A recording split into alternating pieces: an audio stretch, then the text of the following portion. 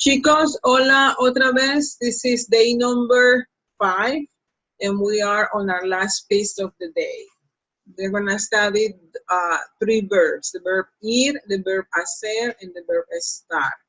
They are important since not only they convey one meaning, but they imply other meanings with expressions, okay?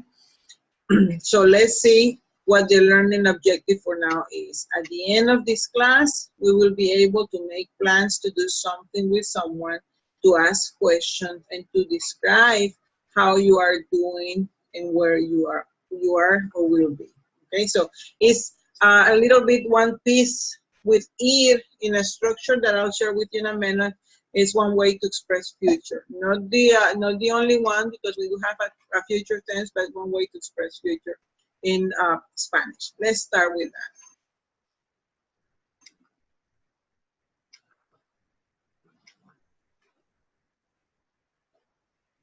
In terms of conjugation, these verbs are irregular, not totally for hacer, but ir is irregular. This verb ir, to go, look at the conjugation. Yo voy, tú vas, usted va, él va, ella va, nosotros vamos, vosotros vais, ustedes van, ellos van, ellas van. Okay? Let's start with ir only, and then we'll make a stop there and work on hacer, and then we do the same thing with estar. So ir is irregular completely. But what happens with ir? Ir, when you imply that you're going to a place, you are gonna use this structure. Ir plus a to announce the place, the preposition a, and then the place.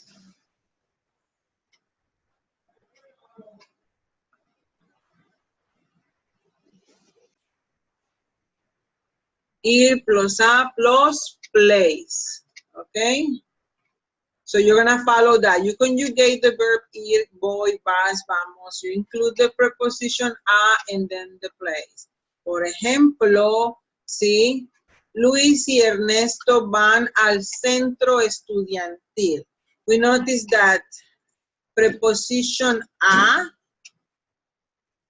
and the article el, because that's the one that goes with centro estudiantil, they become one in the contraction, mandatory contraction al, okay? So when we have al, it means a plus el.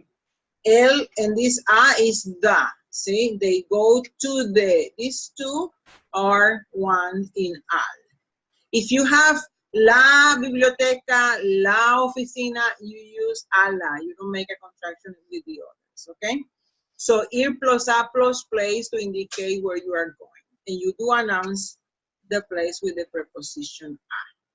The other case in which we use ir is to imply future. And we have it right here. Let me change the color. I'm gonna use red now. So when we talk about implying future, we use this structure, ir plus a plus infinitive. We use ir conjugated, we keep the preposition a, no contraction, and we use the infinitive. So the question will be, ¿qué vas a hacer esta noche? What are you doing? What are you gonna do? What are you going to do tonight?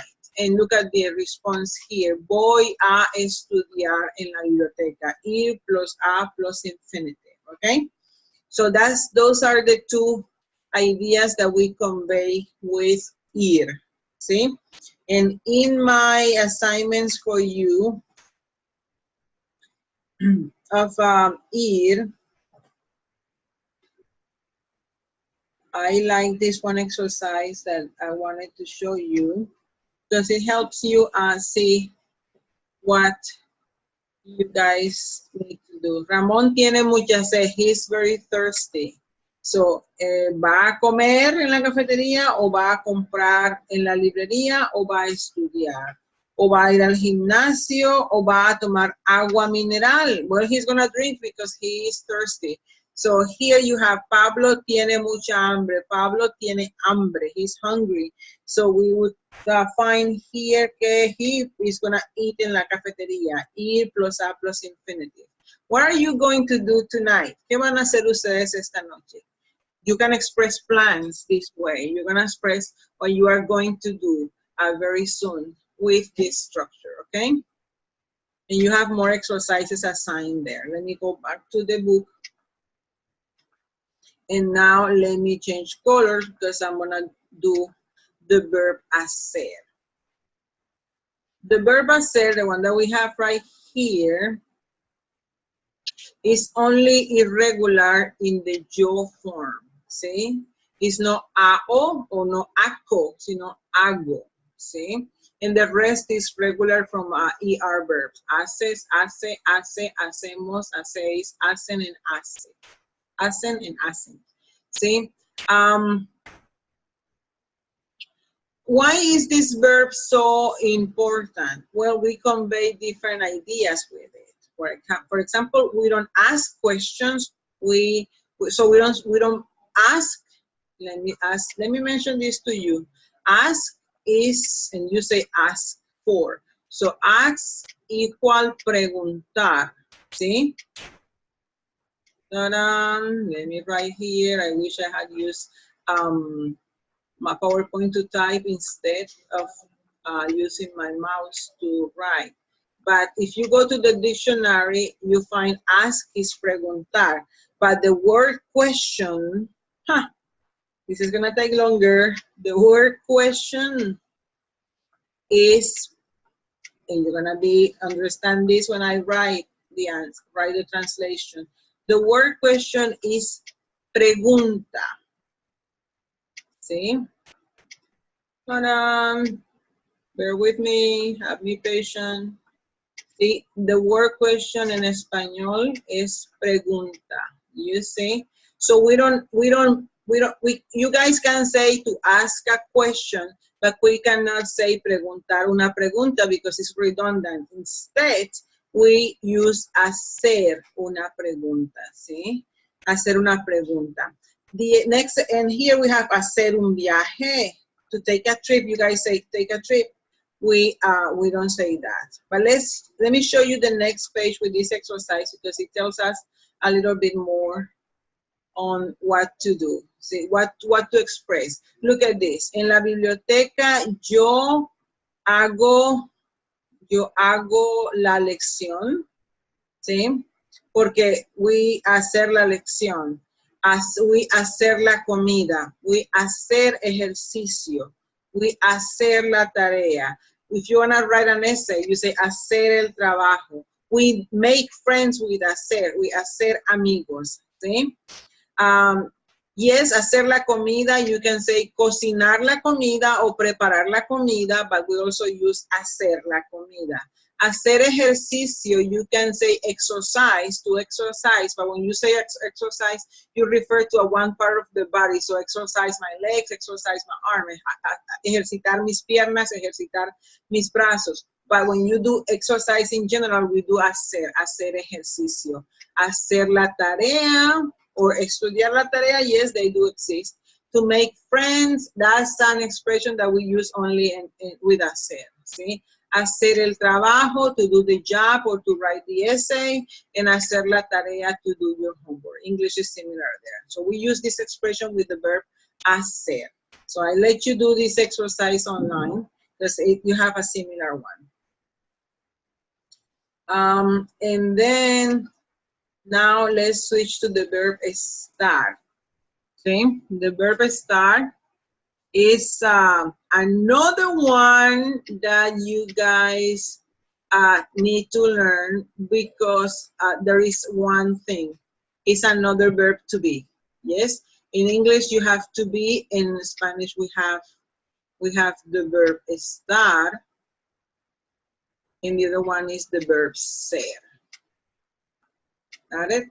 You have only one verb, we have two. So now we are not going to study the two, that's for tomorrow. We're going to only study estar. Okay? Conjugation of estar, estoy, irregular. but the rest is regular from AR. Estás, está, está, estamos, estáis, están. Those accent marks are important. There are other versions without accent mark that spelling the same except for the accent mark. So make sure you mark it. See? Estar. Now, estar is used in a few cases, but they are very important. Location. Rosa y Carmen están en la cafetería.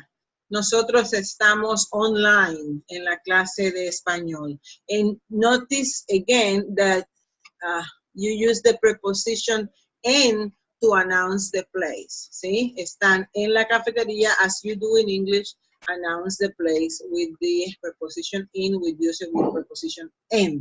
Okay? Okay, so we use estar to express location of an item, and that place, the location of it has to be announced with the preposition en. So, estoy en Colombia. No, estoy en Cleveland. ¿Ustedes están en Cleveland? No, no todos, not all of you. No todos están en Cleveland, ¿sí? Pero ustedes están en los Estados Unidos. Yo estoy en Colombia, ¿sí?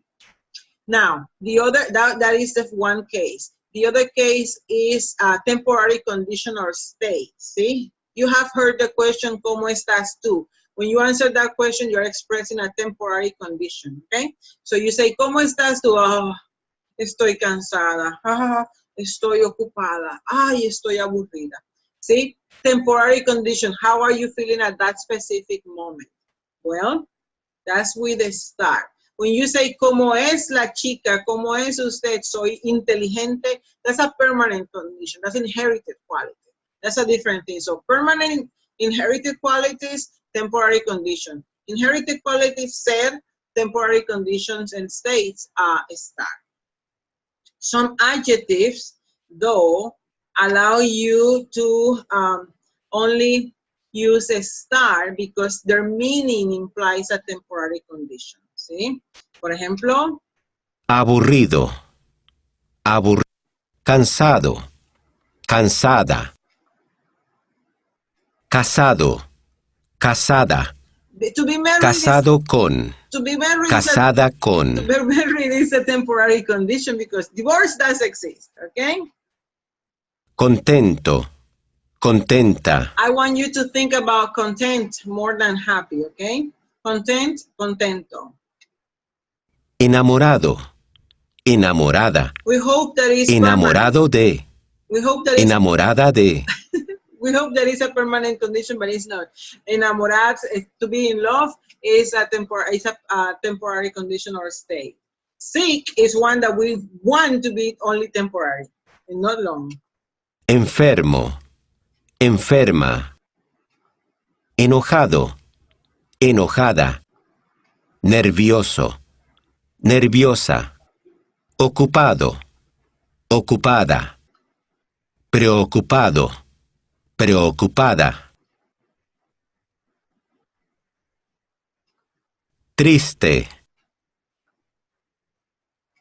Okay, so this adjective, in their meaning, they imply a temporary state, a temporary condition. So yes, it's only allowed, only estar is the one that we use with them. See? Okay, chicos, go ahead to do your exercises on estar, ir and hacer. They are already posted. And you have this reading there, and you have a reading on Gael Garcia for both of them. So you have material there for working on my Spanish lab. Let me close this meeting and let you continue working.